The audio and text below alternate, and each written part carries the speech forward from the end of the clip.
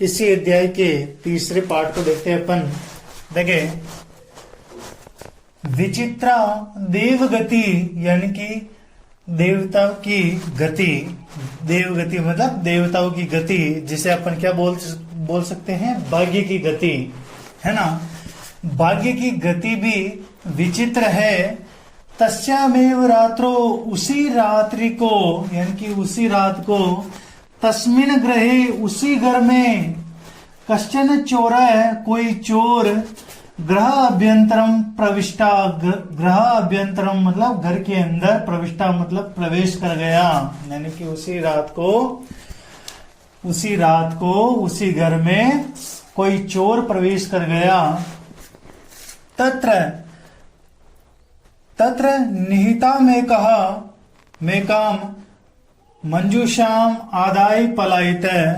तत्र मतलब वहां, निहिता में का मतलब रखी हुई, मंजूषाम मतलब पेटी को, आदाय मतलब लेकर, और पलायित मतलब भाग गया, यानी कि वहां रखी हुई पेटी को लेकर भाग गया। कौन भाग गया? चोर। चोरस्य पाद ध्वनिना प्रमुद्धो अतिथि, चोर शंकाया तमन्व धावत अग्रहाणाच। देखो, चोर की पाद मतलब पैरों की ध्वनि को सुनकर, यानी कि चोर के पैरों की आवाज को सुनकर, प्रमुद्धो यानी कि जगा हुआ, अतिथि, चोर की शंका यानी कि चोर जानकर चोर की आशंका हो गई थी उसको, चोर की आशंका से उसके पीछे अधावत मतलब भागा। किसके पीछे? चोर के पीछे भागा। अग्रहणाच, और उसे ग्रहण कर लिया मतलब पकड़ लिया उसे। परम विचित्रम घटत, लेकिन परंतु एक विचित्र घटना घट गई। विचित्र घटना कैसे घट गई कि चोरः एव उच्चे क्रोशितु मां भरत, यानी कि चोर ही उच्चे मतलब जोर से चिल्लाने लग गया। क्रोशितो मां भरत मतलब चिल्लाने लग गया, यानी कि चोर ही जोर से चिल्लाने लग गया था। और चोर क्या बोल रहा था चिल्लाते हुए? चोरो अभ्यमिति, ये चोर है, यह चोर है, ऐसा चिल्लाता है। इति मतलब ऐसा चिल्लाता है।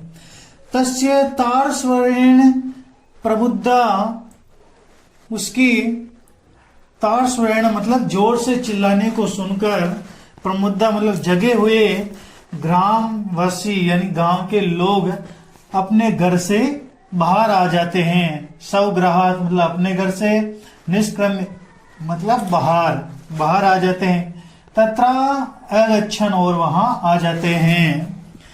वराक मिति अतिथि में च चोरम मत्वा अभ्यसर्यन, यानी कि बाहर आकर अतिथि को ही चोर समझकर, यानी कि चोर मत्वा मतलब समझकर, बसर्यन मतलब भला बुरा कहते हैं।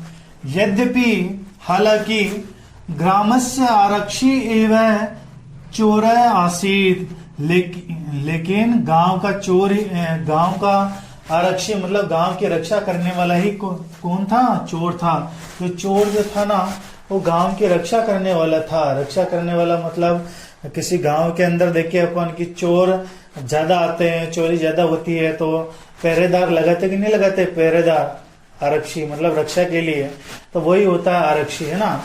तो ये जो आरक्षी है ये खुद ही चोरी कर रहा था और खुद ही इसको पकड़ लिया था, यही चोर था। लेकिन ये खुद ही चिल्लाने लग गया था, पकड़ में आते ही ये खुद ही चिल्लाने लग गया कि ये चोर है, ये चोर है, मतलब दूसरे के बारे में बताने लग गया, जबकि ये खुद ही चोर है। फिर आगे, तत्क्षण में उसी क्षण रक्षा पुरुष है, रक्षा पुरुष मतलब पुलिस, पुलिस तम अतिथि चोरायम इति प्रख्यापे कारागृही प्राक्षिपत, यानी कि उसी क्षण पुलिस आ जाती है और उस अतिथि को चोर समझकर उसको कारागृह में ले जाती है, मतलब कारागृह में डाल देती है।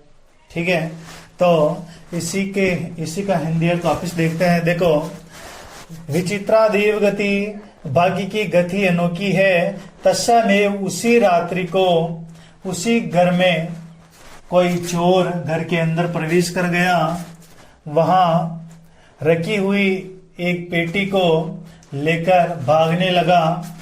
चोर के पैरों की आवाज सुनकर जागा हुआ अतिथि चोर की शंका होने के कारण उसके पीछे भागा और उसको पकड़ लिया। लेकिन एक विचित्र घटना घट जाती है।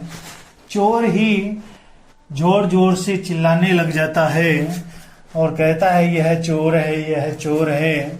ऐसा जोर से सुनकर जागे हुए ग्रामवासी घर के बाहर आ जाते हैं, अपने घरों से बाहर आ जाते हैं और वहां आते हैं और अतिथि को ही चोर समझकर भला बुरा कहते हैं। हालांकि गांव का आरक्षी ही चोर था। उसी क्षण रक्षा पुरुष यानी पुलिस वहां आ जाती है और अतिथि को ही चोर समझकर कारागृह में डाल देती है। ये इसके कुछ कठिन शब्दार्थ हैं, पूरे हिंदी अर्थ है। इसी पार्ट को कंटिन्यू करेंगे थर्ड पार्ट में। जब तक जय हिंद, जय भारत।